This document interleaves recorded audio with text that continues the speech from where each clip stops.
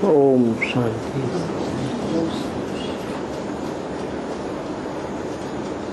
एक छोटा सा रात्रि क्लास है 20 दिसंबर 1967 का। मुरली कब मिस नहीं करनी चाहिए?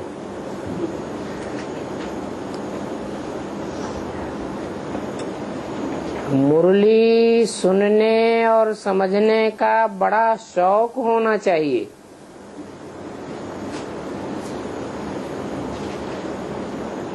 सवेरे के टाइम तो फुर्सत रहती है। अभी तुम बच्चों को ईश्वरीय मत मिलती है। कैसे? मुरली से। वो मत नहीं आकर के लेंगे तो फिर पद क्या पावेंगे? बहुत फर्क हो जाता है इस बात में।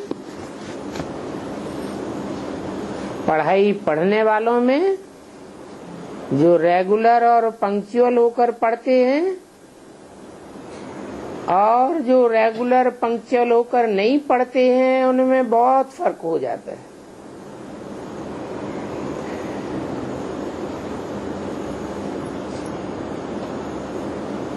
क्योंकि ईश्वरीय मत मिलती है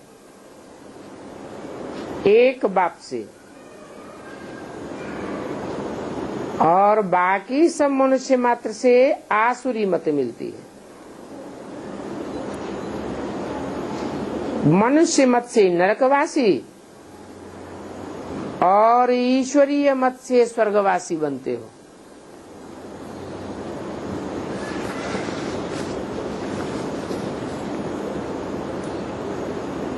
क्या खास बात? ईश्वर मत में क्या खास बात है जो स्वर्गवासी बनते हैं?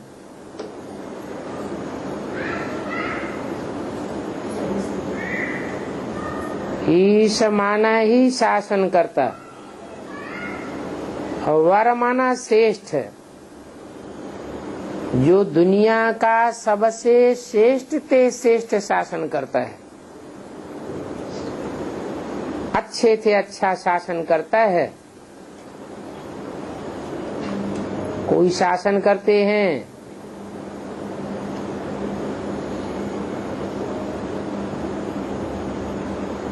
कड़क शासन करते हैं, दंड विधान का शासन करते हैं। और बाप जो शासन करते हैं वो सबसे श्रेष्ठ शासन है। प्यार का शासन है, दिल का सौदा है।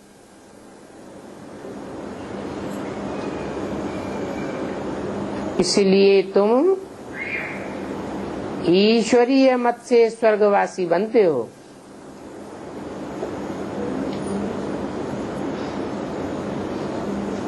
फिर जब देवताओं का राज्य पूरा होता है तो मनुष्य होते हैं। मनुष्य मत से फिर नीचे उतरते हैं।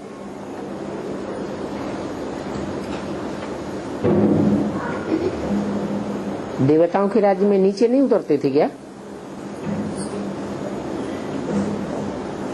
हैं? देवताओं के राज्य में भी तो नीचे उतरे। 16 कला संपूर्ण से त्रेता के अंत में 8 कलाएं हो गई ना। फिर अरे उतरे तो उतरते हैं, लेकिन वो यहाँ संगम युग की शूटिंग का प्रभाव है। शूटिंग पीरियड में जब कोई नई आत्मा आती है तो फोर्स से आती है, पक्के श्रद्धा विश्वास से आती है। इसलिए कहते हैं विश्वासम फलदायकम। जो पक्की श्रद्धा पक्का निश्चय बैठा हुआ है वो श्रद्धा ही उसको सतो प्रधान स्टेज में ले जाती है। फिर धीरे धीरे नीचे उतरते जाते हैं,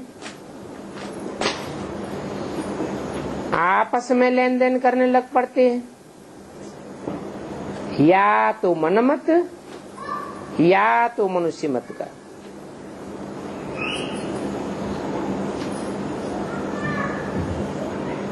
तो सतयुग त्रेता में जो मत मिली है वो संगम युग में ईश्वरीय मत मिली है।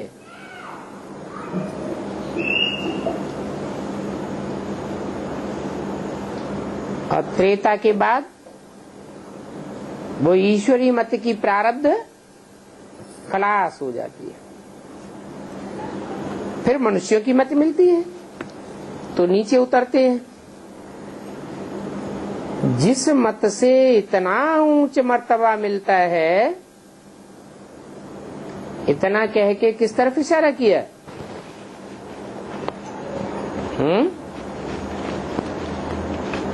इतना माने लक्ष्मी नारायण के चित्र की तरफ इशारा करते।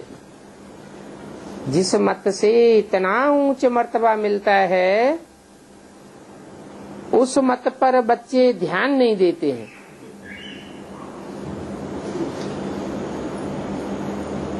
और मनुष्यों की मत पर देखो कितना ध्यान देते हैं। मनुष्य गुरुओं की मत पर ध्यान देते हैं। मुरली जो मिस की है वो फिर सुनना चाहिए। कारण या कारण मिस हो जाती है तो मुरली जरूर सुनना चाहिए। ईश्वर का परिवार बिल्कुल सिंपल है।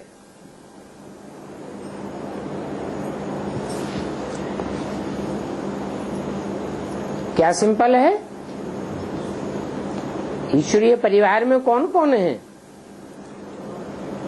लंबे चौड़े संबंध नहीं है। क्या है? बाप, बच्चे और बच्चियां। बाकी जो भी संबंध हैं उनको तोड़ना पड़ता है।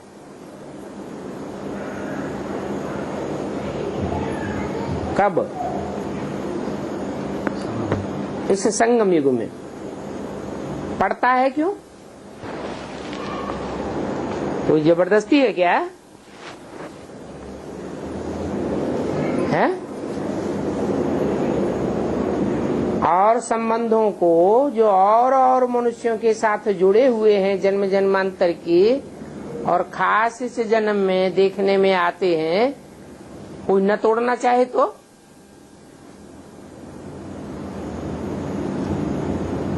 कंपल्सन है। हाँ, ऐसी ऐसी स्थितियां परिस्थितियां आती जाएंगी कि वो सब संबंध तोड़ने पड़ेंगे। एक शिव बाबा, दूसरा न कोई। अंत में सब समझते जाएंगे कि सारी दुनिया झूठी और एक बाप सच्चा। इसलिए बोला कि बाकी जो भी संबंध है सब तोड़ने पड़ते हैं। तो देह और देह के संबंध जो पहले तोड़ लेंगे बुद्धि योग से, नष्टो मोहा स्मृति लब्धा बन जाएंगे, वो ज्यादा फायदे में रहेंगे। या बाद में तोड़ने पड़ेंगे लाजमी, स्थिति परिस्थिति विकराल होने के कारण, वो ज्यादा ऊंच पद पावेंगे।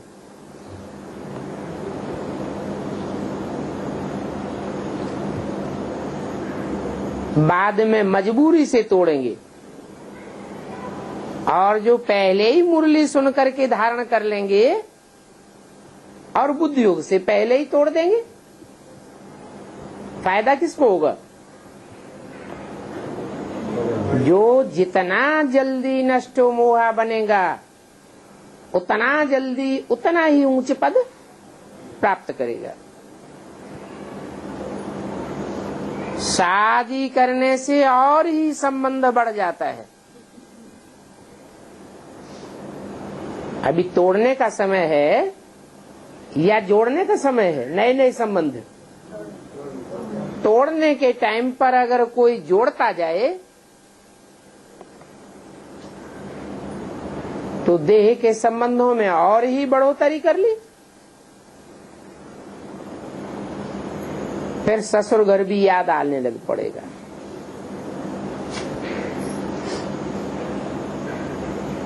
मित्र संबंधी नाते गोते सब याद आने लग पड़ेंगे।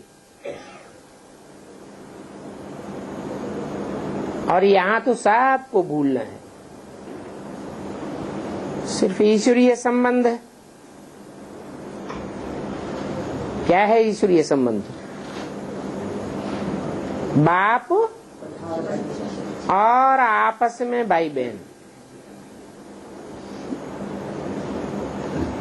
और सब देह सहित देह के सर्व संबंध भुलाने हैं।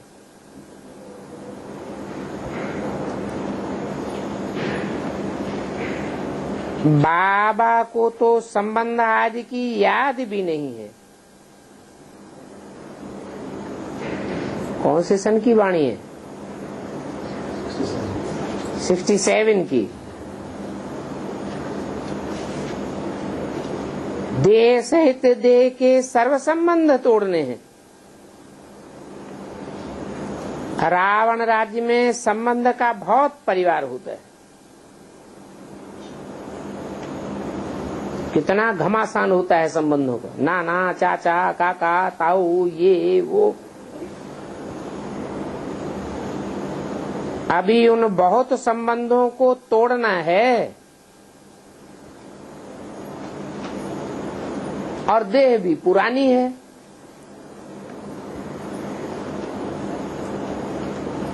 एक संग जोड़ना है तो ऊंच पद पाए सकते हैं। अगर अनेकों के साथ संबंध जुड़े रहे अंत तक, तो लंबे समय की क्या प्रैक्टिस पड़ गई? नष्टो मोहा स्मृति लब्धा की प्रैक्टिस हुई क्या? नहीं हुई।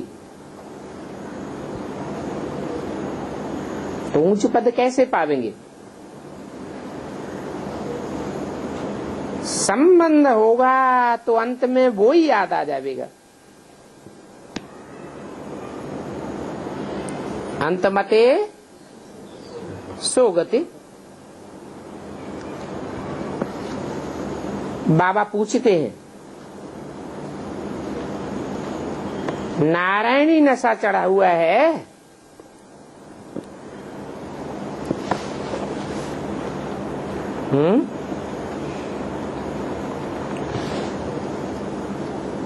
अगर नारायणी नशा चढ़ा हुआ है तो ऊंच पद पाए सकते हैं। मौत तो सदैव ही सिर पर है। सड़क चलते चलते हादसा हो जाता है, पता नहीं कब शरीर छूट जावे। दिन प्रतिदिन संबंध तोड़ना है। जो ज्ञान में चलते हैं वो बड़े खबरदार रहते हैं।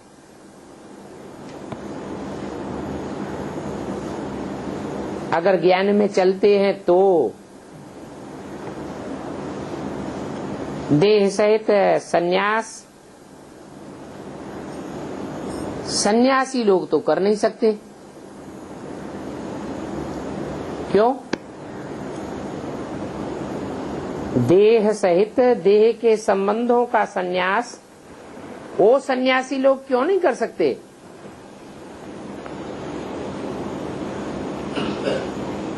क्योंकि उन्होंने हठपूर्वक देह के संबंधों को त्यागा है। और हम बाप से प्रीति जोड़ते हैं। इसमें हठियों की बात ही नहीं।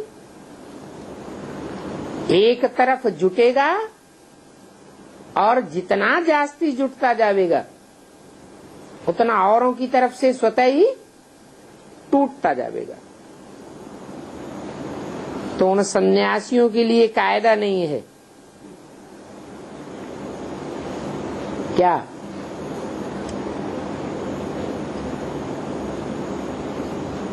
उन सन्यासियों के लिए कायदा नहीं है कि वो राजयोग सीख सकें।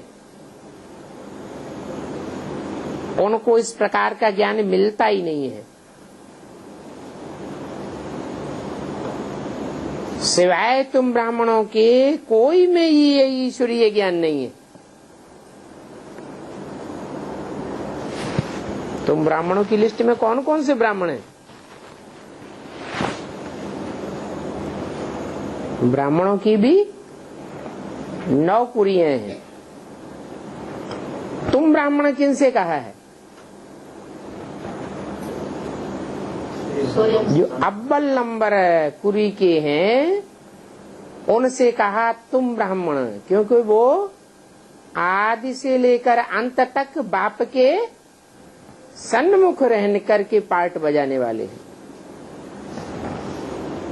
तो तुम्हारे अंदर जो ज्ञान है वो और कोई में नहीं है। कितने बड़े बड़े गवर्नर, प्रेसिडेंट आदि हैं।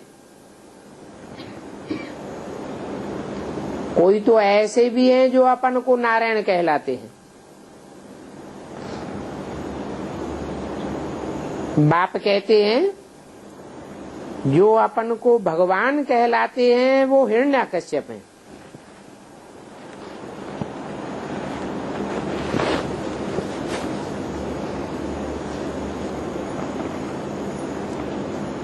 तुम बच्चे मास्टर, मैसेंजर व पैगंबर बने हो।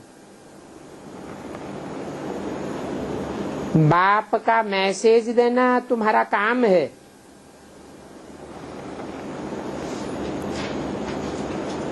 मैसेज लेने वालों में जो अपने कुल का होगा उसकी पहचान क्या होगी?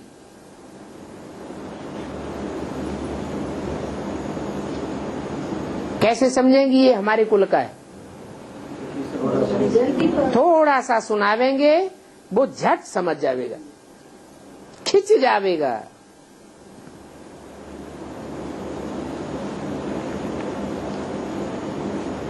जन्म जन्मांतर का सूर्यवंशी कुल का है, सूर्य से कनेक्शन रखने वाला है, राम की आत्मा से कनेक्शन रखने वाला है। तो पूर्व जन्मों का वो हिसाब किताब उसको झट खींच लेगा।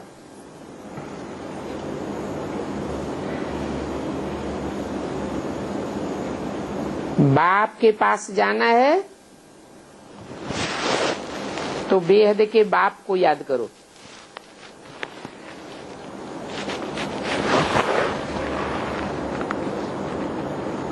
तो पावन दुनिया का मालिक बन जाएंगे।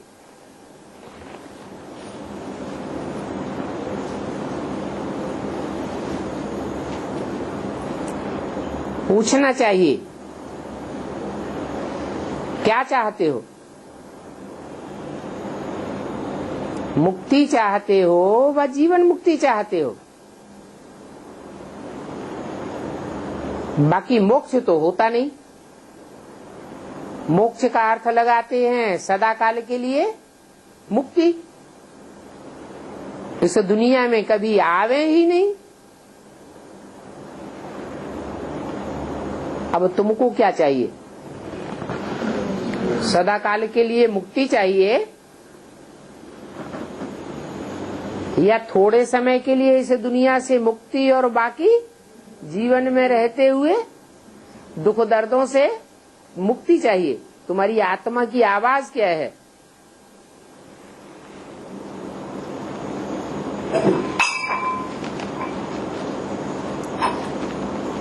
ये तो पूछा जाता है ना। सन्यासियों से तो पूछना ही व्यर्थ है।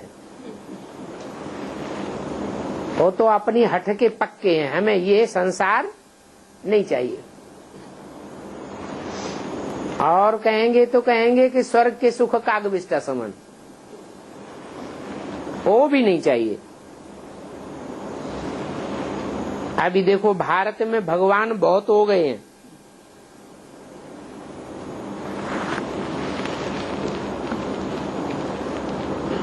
मना बाबा क्या कहना चाहते हैं? भगवान एक होता है या बहुत होते हैं? सर्वव्यापी होता है। भगवान तो एक व्यापी होता है, एक व्यापी ही बन करके आता है। एक व्यापी बन करके आवे तब तो सबकी बुद्धि एक में टिके। सर्वव्यापी बन के आवेगा तो क्या होगा? बुद्धि बिखर जावेगी या एक टिक हो जावेगी? बिखर जावेगी। ये तो बच्चे समझते हैं। अभी टाइम बहुत पड़ा है। किस बात में?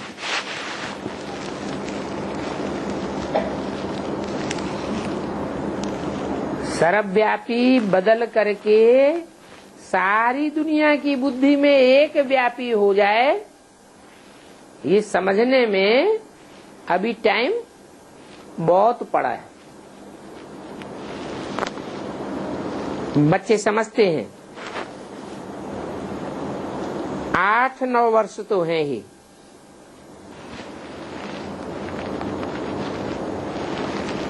आठ 9 वर्ष में क्या होगा? हैं? जो सारी दुनिया की बुद्धि में बैठा हुआ है कि भगवान सर्वव्यापी है, वो बैठना शुरू हो जाएगा कि भगवान सर्वव्यापी नहीं है, एक व्यापी है। परंतु ये संदेश बहुतों को देना है। ऐसे नहीं एक की बुद्धि में बैठ जाए क्या कि भगवान एक व्यापी है, एक ही मुकर्ररत है तो कल्याण हो जाएगा। क्या करना है? ये बात बहुतों की बुद्धि में बैठे अनेकों को संदेश मिले। संदेश तो देना है ना। ऊंच ते ऊंच बाप का परिचय देना है।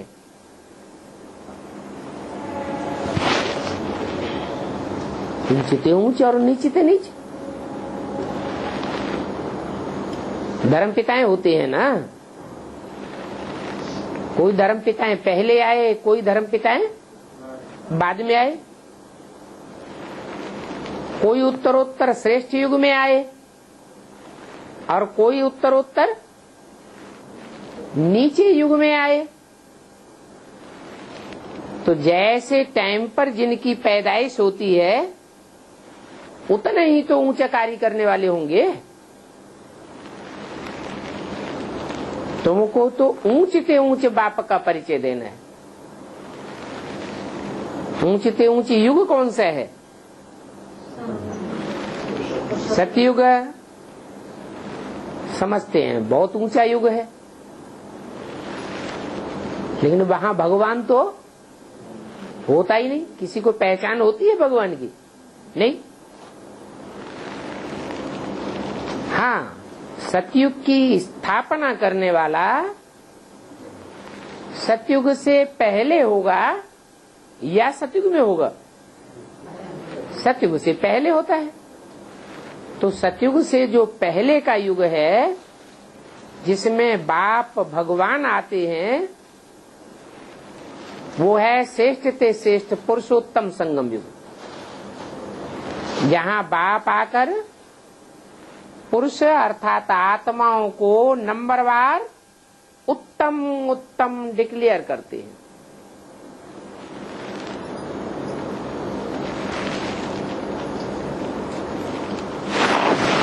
तो ऐसे ऊंच ते ऊंच बाप का परिचय देना है। ऐसा ऊंच कार्य और दुनिया में कोई धर्म पिता कर ही नहीं सका। ये नीच ते नीचे हिरण्यकश्यप आदि तो तब लिखा है जब थंब से निकल भगवान ने मारा। थंब क्या है? ये शरीर ही खंभे मिसल है। जिस तन में मुकर्रर रथ में भगवान बाप प्रवेश करते हैं गुप्त रूप में, वो गुप्त बाप जब संसार में प्रत्यक्ष होता है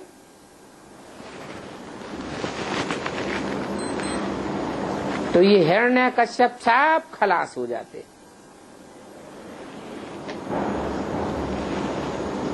समझते हैं पेट चीर कर मारा। भगवान क्या हिंसा करता है? हिंसा की तो बात ही नहीं। ये तो बुद्धि रूपी पेट की बात है। बुद्धि रूपी पेट में उन हिरण्यकश्यपों के इतना दर्द होता है, टेंशन बढ़ता है कि वो कोई बात का जवाब पब्लिक को नहीं दे पाते।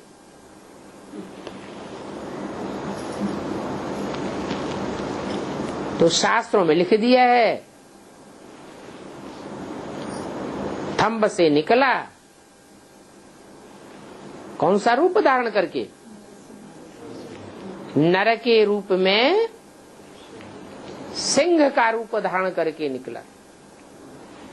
जैसे जंगल में शेर की आवाज सारे जंगल को दहलाए देती है, ऐसे ही बाप भी इस संसार रूपी जंगल में सिंह रूप बन करके प्रत्यक्ष होता है। जिसकी बातों का, जिसकी दहाड़ का सारे संसार में कोई के पास जवाब नहीं होता। बाकी भगवान कैसे हिंसा करेंगे कि कोई का पेड़ फाड़ेंगे? ये तो सब गपोड़े लिख दिए हैं। काय में? शास्त्रों में। अब ये ब्लाइंड फेथ कितना है?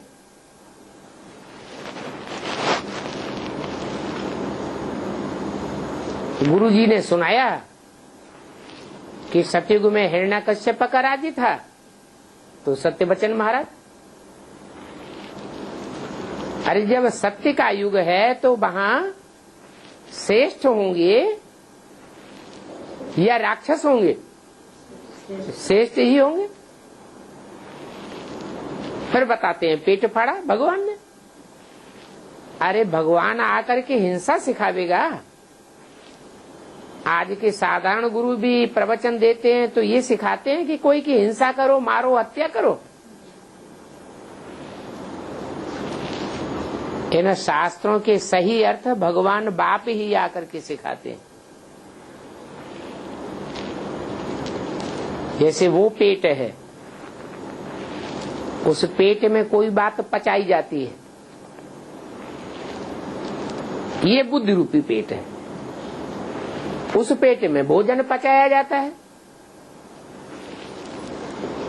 और बुद्धि रूपी पेट में कोई ज्ञान की बातें पचाई जाती हैं।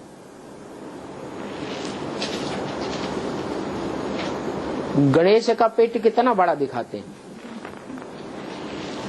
भीम का पेट कितना बड़ा दिखाते हैं। क्यों दिखाया है? बुद्धि रूपी पेट कैसे विशाल होता है ये दिखाने के लिए दिखाया है। नहीं तो बुद्धि तो सूक्ष्म, इसकी बुद्धि बड़ी है, ये कैसे दिखावे? भारत में भगवान ढेर के ढेर हो गए।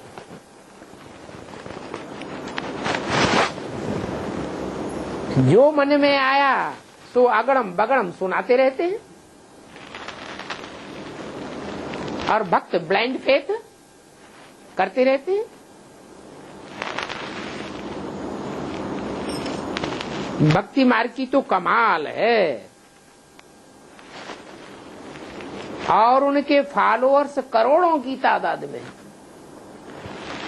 क्या भगवान बाप आते हैं तो थोड़े थोड़े बच्चों के ग्रुप बना के उनको पढ़ाई पढ़ाते हैं। क्या? और जो बड़े बड़े गुरु होते हैं वो लाखों का मजमा इकट्ठा करते हैं और बड़े बड़े माइक लगा के, लाउड स्पीकर लगा के उनके पास आवाज पहुंचाते हैं। तो देखो तुम बच्चे कितने थोड़े हो, जिनकी यादगार है 5 पांडव,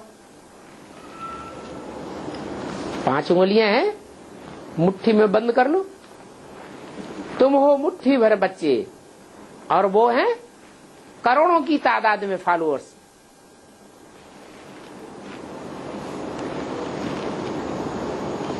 आगे चल करके दिन प्रतिदिन बहुतों को साक्षात्कार होते रहेंगे। किस बात के हैं? कि ऊंच ते ऊंच बाप हमको मिला है, अब आया हुआ है। ये साक्षात्कार होते रहेंगे।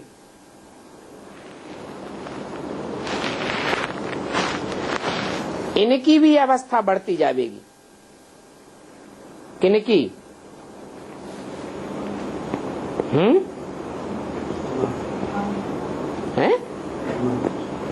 इनकी कहते हैं तो किसकी तरफ इशारा दिया ना? उनकी अवस्था, वो तो बड़े हुए अवस्था वाले ही हैं, बढ़ती जाएगी। क्या साक्षात्कार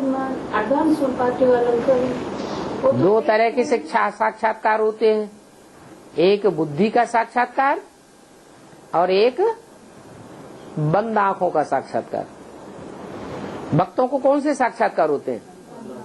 बंद आंखों के साक्षात्कार होते हैं। और बुद्धिमान बाप के बुद्धिमान बच्चों को कौन से साक्षात्कार होते हैं? बुद्धि के साक्षात। बुद्धि माने समझ की बात।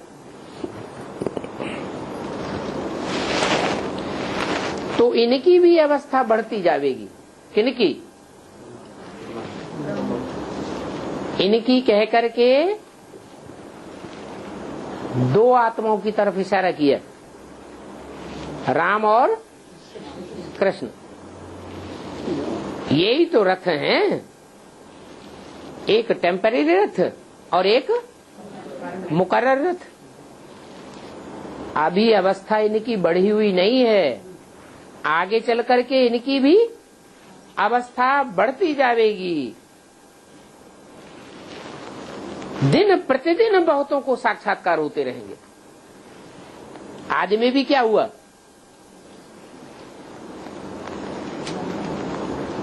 वृद्ध तन को देखते थे, फिर कृष्ण का साक्षात्कार होता था।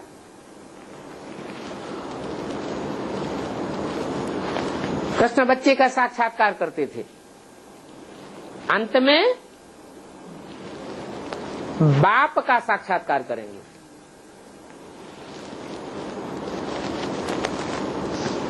कर्मातीत अवस्था का पता पड़ जाएगा। क्या? कि कर्मों से अतीत अवस्था क्या होती है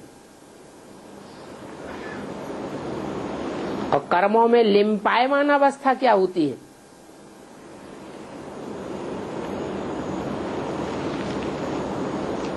कर्मेंद्रियां तो होती है ना,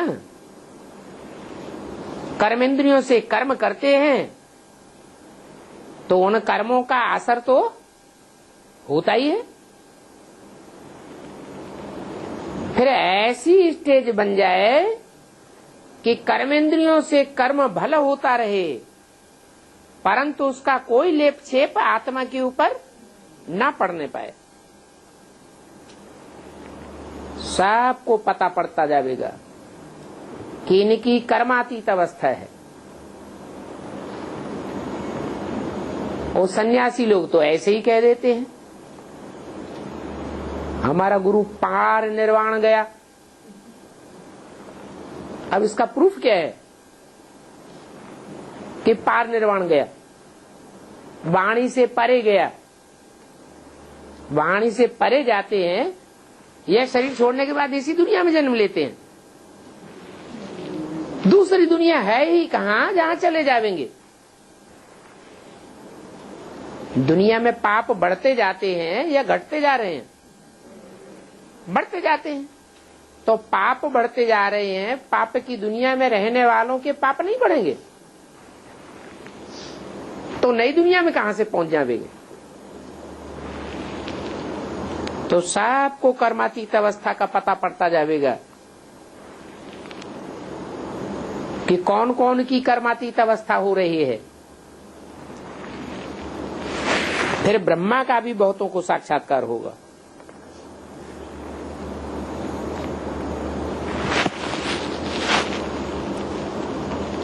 योग बल बढ़ता जाएगा ना, तो जितना जितना योग बल बढ़ता जाएगा उतना उतना बहुतों को बुद्धि में आता जाएगा। ये बहुत गुह्य राज हैं ज्ञान के।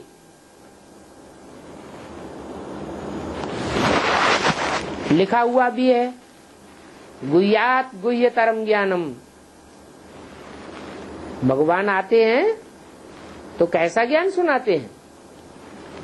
गुह्य ज्ञान नहीं सुनाते, गुह्य से भी गुह्य राज सुनाते हैं। क्या मतलब? दुनिया में जो ज्ञान की बातें सुनाई जाती हैं वो तो अंधश्रद्धा की बातें हैं, शास्त्रों की पुरानी पुरानी बातें हैं। बाप आकर के कृष्ण के अंतिम चोले में गुह्य बातें तो सुनाते हैं ना।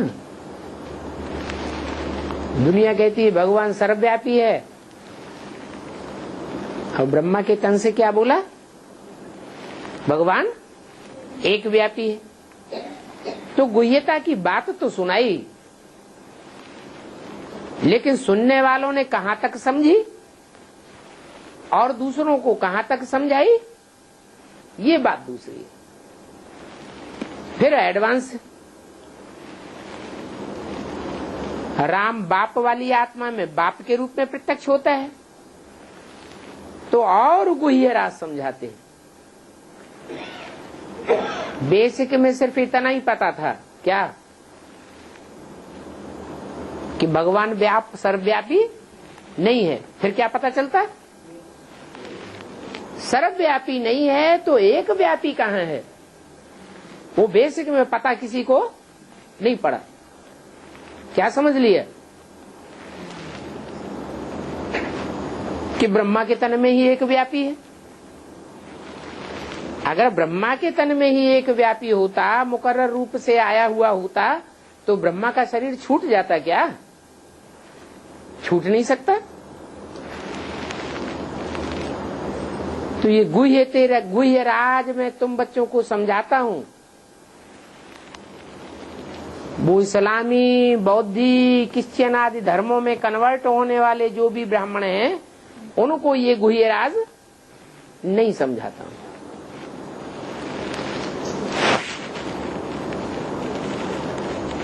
फिर ब्रह्मा का नाम कम थोड़े ही है।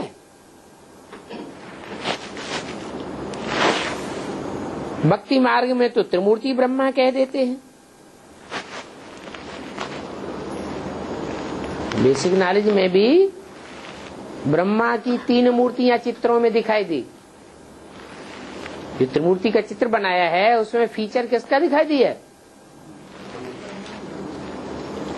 ब्रह्मा का जो फीचर है, चेहरा है, वही विष्णु का चेहरा दिखाई दिया, वही शंकर का चेहरा दिखाई दिया। सिर्फ मुंह हटा दी,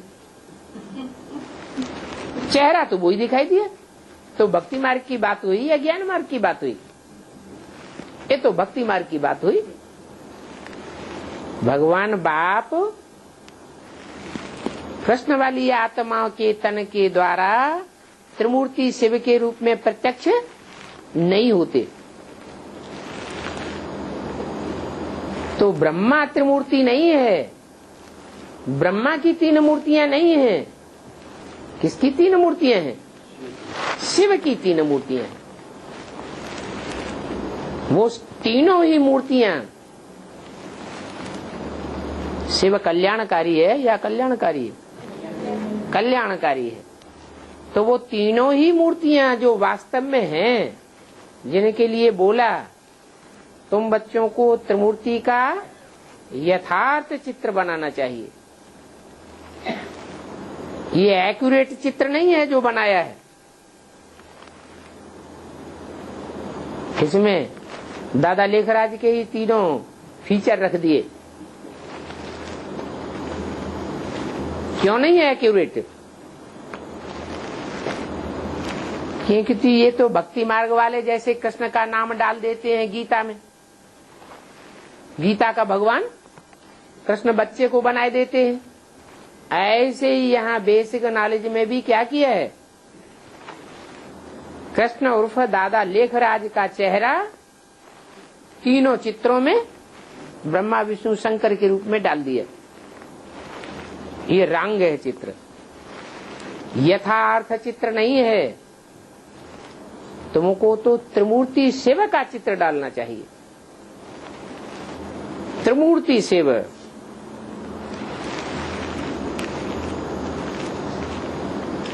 हाँ, ब्रह्मा का पार्ट जास्ती है।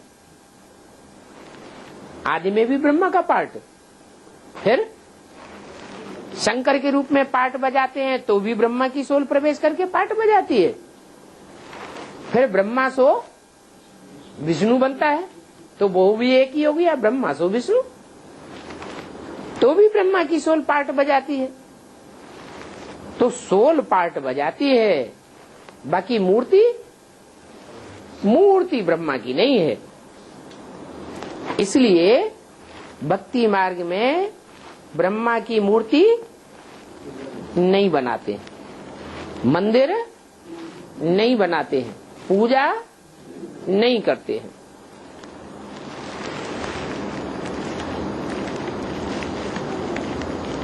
मनुष्य शंकर को ऊंचे रखते हैं,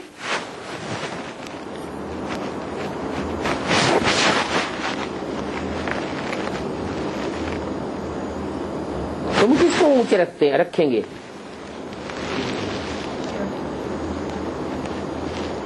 तुम शिव को ऊंचे रखेंगे, मनुष्य शंकर को ऊंचे रखते हैं। फर्क क्या हुआ? तुम्हारी बुद्धि में शिव कहने से रूप किसका आवेगा? बिना नाम रूप के कोई चीज होती है दुनिया में? नाम रूपी बगैर तो कोई होता नहीं।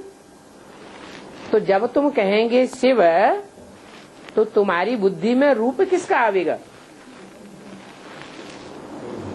है बिंदी। बिंदी तो जो विधर्मी धर्म पिताएं हैं उनकी बुद्धि में भी बिंदी आती है। वो तो साकार को मानते ही नहीं। भले तुम साकार को देखेंगे, परंतु साकार को देखते हुए भी तुम्हारी बुद्धि में ये रहेगा कि इसमें कार्य करने वाली कल्याणकारी आत्मा कौन है? शंकर है या शिव है? शिव है। तो तुम्हारी बुद्धि में शिव रहेगा। जैसे बाबा कहते थे ब्रह्मा की गोद में आते हो, तो जिनकी बुद्धि में बैठा होगा क्या हम ब्रह्मा की गोद में आते हैं? तो फेल। अगर पूछे किसकी गोद में आए हो और कहता है कि शिव बाबा की गोद में आए, तो पास। तो क्या अंतर पड़ गया? भावना का अंतर पड़ गया। ब्रह्मा वाली जो सोल है वो तो जन्म जन्मांतर खुद ही नीचे गिरती चली जाती है।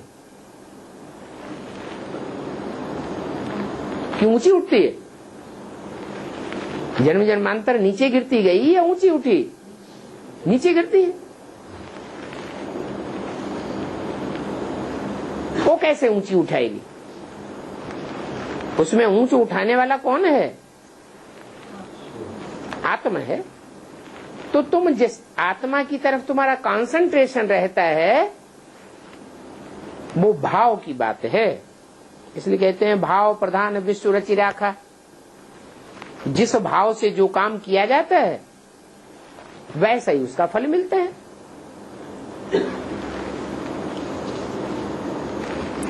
तो मनुष्य शंकर को ऊंचे रख देते हैं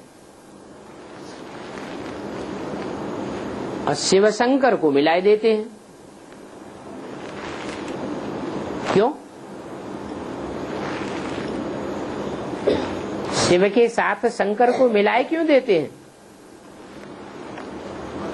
मिल सकता है क्या? शिव की आत्मा का पार्ट शंकर की आत्मा के साथ मिल सकता है क्या? मिल सकता है? अरे शिव सदैव असोचता और शंकर सूक्ष्म शरीरधारी दिखाया जाता है, मनन चिंतन मंथन में दिखाया जाता है। तो शिव का पार्ट अलग और शंकर का पार्ट अलग, दोनों को मिलाने का तो कोई मतलब ही नहीं। परंतु भक्तों ने स्थूल रूप में मिला दिया, क्योंकि पर्सनालिटी एक ही है। एक ही पर्सनालिटी में दो आत्माएं प्रवेश होकर काम करती है।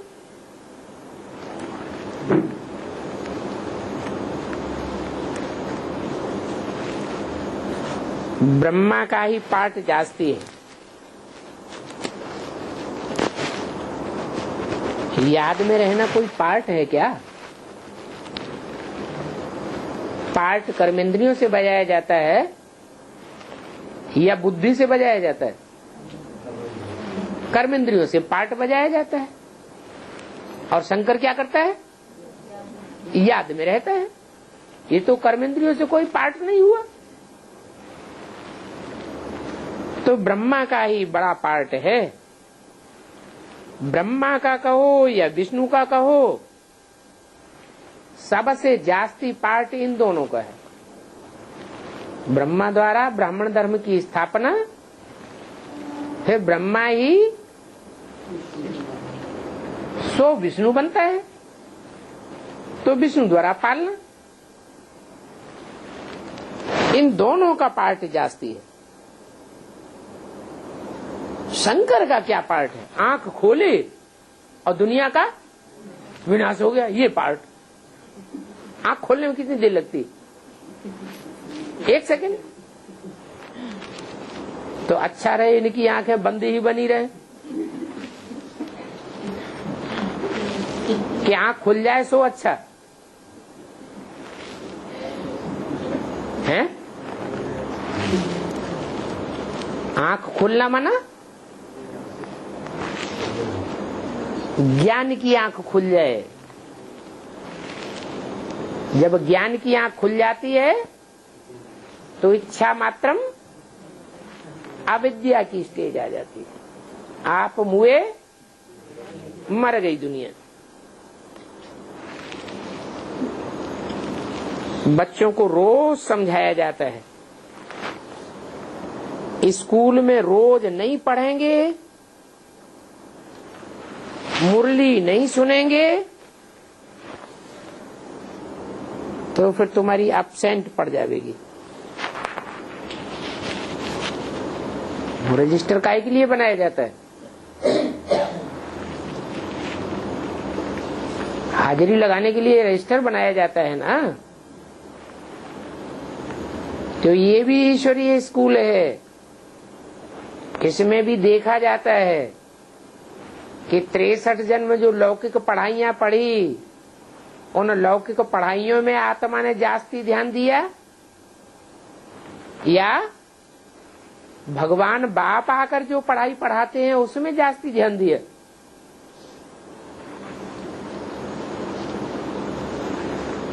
कौन सी पढ़ाई में जास्ती ध्यान देना चाहिए?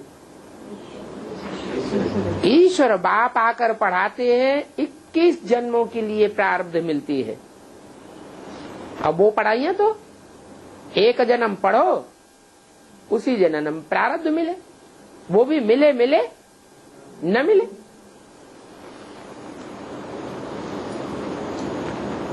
तो कितना बाप आकर के आंखें खोलते हैं कि इस पढ़ाई से तुम्हारा जन्म जन्मांतर का फायदा है, और फिर 21 जन्म का ही फायदा नहीं है। यहाँ जो तुम पढ़ाई के संस्कार धारण करते हो, ज्ञान धारण करने के संस्कार धारण करते हो, ये संस्कारों की तीव्रता 63 जन्मों में भी चलती रहेगी। जो ये जितना यहाँ तीखा पुरुषार्थी होगा, वहां भी जन्म जन्मांतर कैसा पुरुषार्थ करेगा? तीखा पुरुषार्थ करता रहेगा। तो 21 जन्म तो सुहाना होने की गारंटी है ही, लेकिन 63 जन्म में भी वो आत्मा फायदे में रहेगी। तो यहाँ की एक जन्म की पढ़ाई और अनेक जन्मों की सुख शांति कमाई। तो पढ़ाई की लिफ्ट तो जरूर चाहिए ना।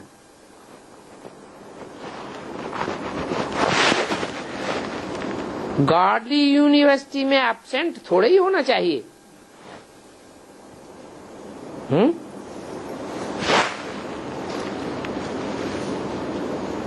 अच्छा,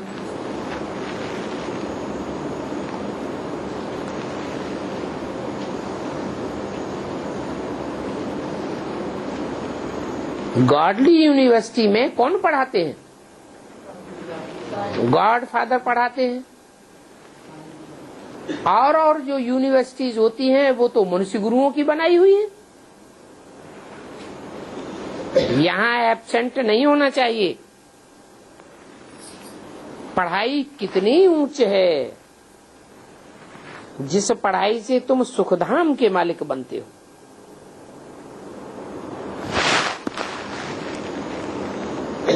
वहां तो अनाज आदि सब फ्री रहता है। कहाँ सत्य है, अनाज की कोई कीमत नहीं लगेगी। और यहाँ तो अनाज की, सड़े हुए अनाज की भी कीमत। जो भी अनाज मिल रहा है उसमें कीड़े कितने होते हैं। जो खाद लगाई जाती है उस खाद वाले अनाज में बहुत कीड़े पड़ते हैं। इसलिए आजकल ऑर्गेनिक खेती पर ज्यादा दबाव देते हैं। ये केमिकल वाली खेती बंद होनी चाहिए। तो वहां अनाज साफ फ्री रहता है। सात्विक अनाज होते हुए भी फ्री रहता है, कोई पैसा नहीं लगता। अभी तो अनाज देखो कितना महंगा है। जो खाद का अनाज है वो भी महंगा। 100 वर्ष में कितना महंगा हो गया है। जो बुजुर्ग यहाँ बैठे हो तो जानते होंगे कि बचपन में गेहूं क्या भाव था। क्या भाव था? हैं? अरे याद नहीं है? अरे बचपन में ये पता नहीं है कि गेहूं या अनाज क्या भाव था? रुपया 8 आना। और अब तो नोटों के नोट जाते हैं। 100 वर्ष में कितना महंगा हो गया। नहीं तो आगे कितनी सस्ताई थी। हद के अनाज की ही बात हो रही है कि बेहद के अनाज की भी बात हो रही है? बेहद का अनाज भी। बेहद का अनाज कौन सा है? नहीं, ज्ञान तो जल होता है, ज्ञान का दूध होता है, पेय। जो पीने की चीज है वो ज्ञान है। और खाने की चीज है, बुद्धि का भोजन है याद। तो बोला आगे अनाज की कितनी सस्ताई थी। मना पहले जब सन 36 था तो जो आए ब्राह्मणों की दुनिया में उनका याद ऑटोमेटिक लगती थी या मेहनत करनी पड़ती थी? ऑटोमेटिक याद लगती थी, आने से ही एकदम अवस्था ऊंची चढ़ जाती थी। और अभी खींच खींच के याद करनी पड़ती है।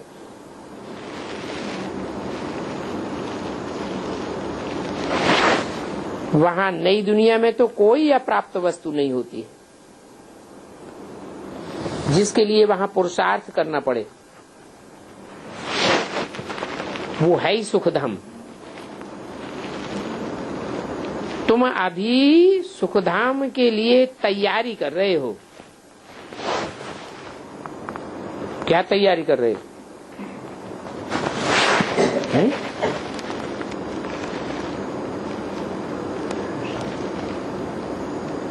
बैगर टू प्रिंस बनना है ना? ये क्या तैयारी कर रहे हैं? जो भी इस ईश्वरीय ज्ञान में आवे तो पहले ये जुआ खेले। क्या? सारा तन मन धन सब ईश्वरीय सेवा में स्वाहा करें। इतना स्वाहा करें कि बैगर बन जाए। इसलिए भक्ति मार्ग में कहते हैं कि शंकर का फॉलोअर नहीं बनना। शंकर बबूतिया है तो तुमको भी क्या बना देगा? बबूतिया लंगोटिया बनाए देगा।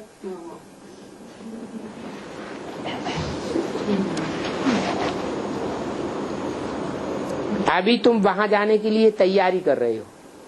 क्या तैयारी कर रहे हो? क्या तैयारी कर रहे हो? बैगर टू प्रिंस बनने की तैयारी करते हो। साहूकार लोग कोई अपन को बैगर नहीं समझते। क्यों? जिसके पास प्रैक्टिकल में ढेर सारी धन संपत्ति भरी पड़ी होगी वो बैगर कैसे समझेगा? जिसके पास धन होगा तो धनवान होगा, धनवान होगा तो उसको धन का नशा होगा। पहलवान होगा तो उसको तन का नशा होगा। कोई बड़ा नेता जनवान होगा तो उसको अपनी नेतागिरी का नशा होगा। मैं बड़ा नेता हूं।